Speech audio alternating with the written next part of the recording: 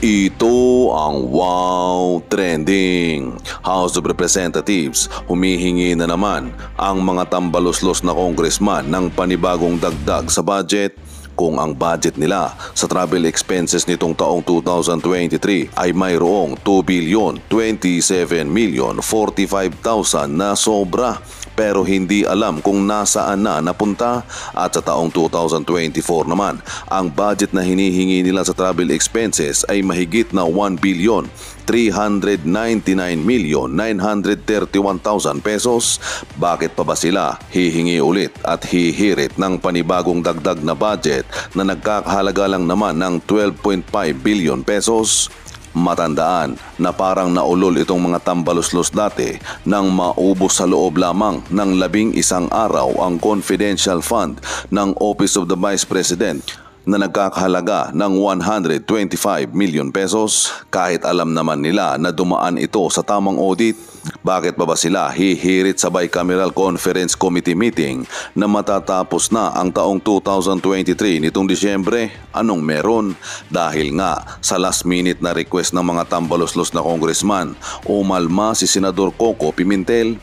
Ayon pa kay Pimentel na if this is the actual need of the House, sana from the very start sa GAB o sa General Appropriation Bill palang ay nag-reflect na po yon, Mr. President, so that when they discuss the budget amounts, iyon na ang amounts na nasa isip natin.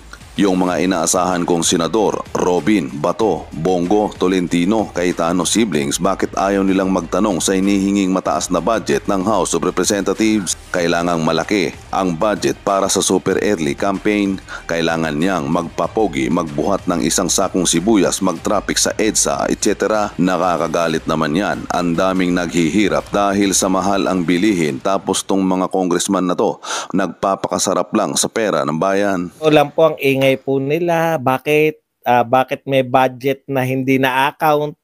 Bakit may budget na... Kasi yung confidential fund po, ang sinasabi nila doon, hindi po yan program, no? Bahala po yung may katawan. Hindi yan naka-specify na dito gagamitin yan, etc. Ginawan po nila na malaking issue. Magkano na nga po yung ini-issue nila? 125 million lang, no? 125 million. Okay lang po sana 'yon, no? Okay lang po sana kung wala na talaga lahat, tinanggalan, presidente na lang. Okay lang po dahil pare-pareho tayong magdusa dahil diyan kala France. Yan ang gusto nila eh. Pagbigyan sila France eh. Pero nakakagulat po ngayon, eto po balita ngayong araw, no? Pinoproblema ninyo yung 125 million, tapos sa BICAM po, hindi rin po to isiningit lang po ito. Ayan just in. The Senate ratifies BICAM report on 5.762 trillion national budget. Isa po ang tumutol, si Coco Pimentel. Maraming salamat, Coco Pimentel. Dahil po sa pag-increase ng 12.5 budget, 12.5 billion budget ng House of Representatives. Akalain nyo,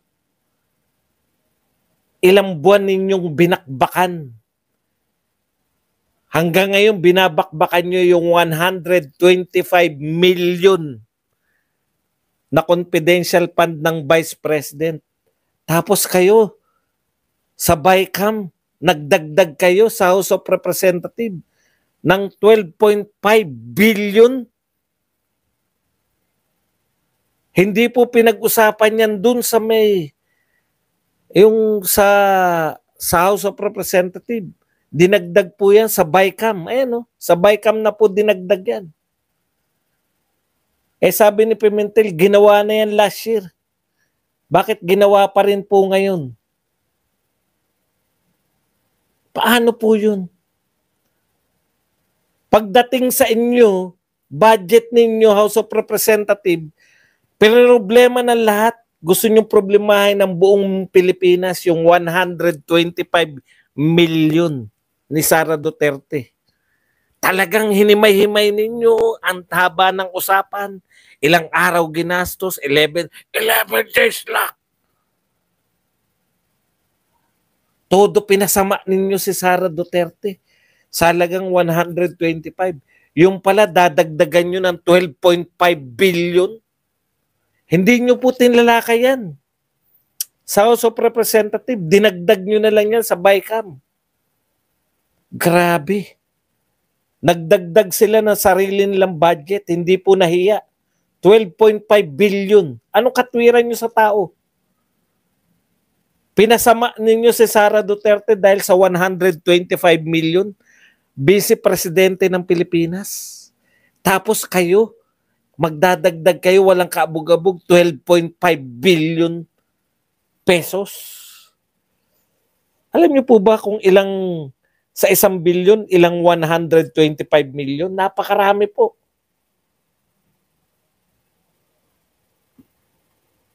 Kulang-kulang 12.5. Sakto. Parang yung ininsulto times 10 ng budget na kino-question nyo kay Sara Duterte, dinagdag ninyo sa inyo. 10 beses. Ay, hindi 10. 1.25 lang yun eh. 100 times ng kino-question nyo kay Sara Duterte, ang dinagdag ninyo sa budget ninyo. 100 times. Hindi 10 times. Ang 10 times ng 125, 1.25 lang eh. Ito 12.5, 100 times. Walang kumwestiyon na congressman. Walang kumwestiyon na makabayan black. Bakit? Dahil sa inyo yun? Budget nyo yun? Hindi rin kami magpapapaliwanag. Gagayahin lang namin yung ginawa ninyo. 100 times. Ang pinoproblema ninyo, 125. Bigla kayo nagdagdag ng budget na 100 times nung pinoproblema nyo. Yan po. Ganyan po sila. Hindi rin natin kinakailangan ipaliwanag yan. Katulad ng kino-question lang nila yung CIF. Ano lang din po natin. Kung ano po ginagawa nila, ganun din ang questionin natin. Bakit po kayo nagdagdag ng 100 times ng budget ng question nyo kay Sara Duterte? O eto pa isa. Bukod po dyan, alam niyo po ba kung bakit nila kino-question di umano yung confidential fund? Kasi hindi raw yun nakaprogram. Di ba paulit-ulit sila? Asan dito? Wala naman sa GA yan. Di ba paulit-ulit yung mga yan? Wala naman daw nakalagay na confidential fund. Bakit nagkaroon ng 125 million si Sara Duterte? Bakit daw? Eto po, hindi nila masagot. Bakit kayo nagdagdag? Bakit meron kayong dagdag? Dagdag lang po to ha. Ibig sabihin, meron pa pong pinagsimulan to. Dinagdag lang po nila yan. No? Basahin po natin. For the House of Representatives and 450 billion hike for unprogrammed and appropriations during BICAM. Kanina po, 12.5 billion lang ang pinag-usapan. Ito po, 450 billion unprogrammed appropriation. Akala ko ba, kaya nyo kino-question yung confidential fund dahil hindi nakaprograma? Akala ko ba hindi nakaprograma yun? Kaya nyo kino-question. Bakit maglalagay kayo ng 450 billion na unprogram? Ibig sabihin, parang ang sinasabi nitong mga senador at congressman, sundin nyo lang yung sinasabi namin, pero wag nyong ibalik sa amin yung mga kino-question namin kay VP Sara Duterte. May nagpakapiraw. Thank you very much kay Golpi Channel na nagbigay ng $499. Wag nyo kaming sitahin pag kami naglalagay ng unprogram appropriation. Ano po ibig sabihin ng unprogram? Yung pong katulad ng question nila sa confidential fund. Bakit po nila kino-question? Kasi bahala na yung yung magpo-program niyan, yung merong pinuno. Magkano po yun? 125. Eto magkano? 450 billion. Puta, 450 billion times 1,000 na yata yan. Hindi lang times 1,000 ang budget ni Sara Duterte. Bakit? Bakit po kayo nagbibigay ng ganyan? Pero kung maka-question kayo sa halagang 125 na binigay kay Sara Duterte, wagas. Akala nyo napakasamang tao ni Sara Duterte. Tapos magkakaroon pala kayo ng 450 billion na unprogram appropriation. Aba, grabe na po yan.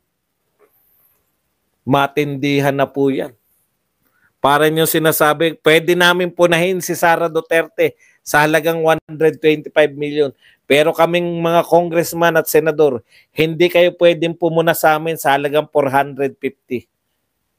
Dahil mas makapangyarihan kami kaysa sa Vice President. Grabe. Yan po ang ating House of Representatives at ang ating Senado. Ganyan po sila kagarapal. Ang tagal natin pinag-usapan yung 125 billion. Million lang pala. Ito po, 450 billion. Yung isa, 12.5 billion. Billion. Pero wala tayong karapatang kumwestiyon. Bakit? Hindi naman tayo senador at congressman. Ang lilinis ninyo. Napakalilinis. Kung punahin si Sara Duterte, akala mo,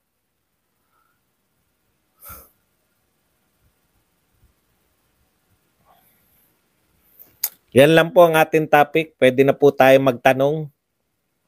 Pwede na po. Teka lang pala muna. Baka meron pa akong hindi natalakay.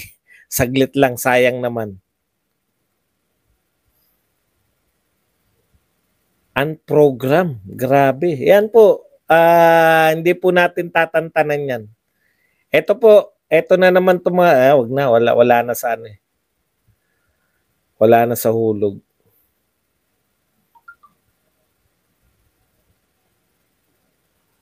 Okay, pwede na po tayong mag-komento. Pwede na po kayong magtanong.